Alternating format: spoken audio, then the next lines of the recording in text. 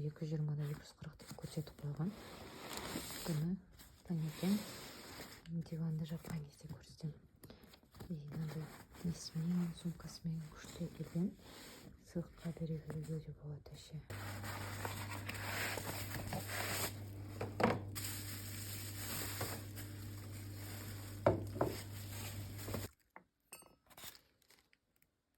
Негізі қазір бір 2 айдан кейін киеміз бұны. Ол магазинде сондай скидка болып жатты, және осы размері ғана қалған екен.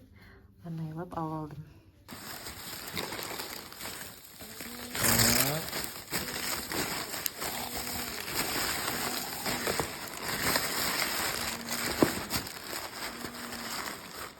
Мынау осындай стакан. Стакан, но андай тәттілер десек те салып қойған. Сондай ма?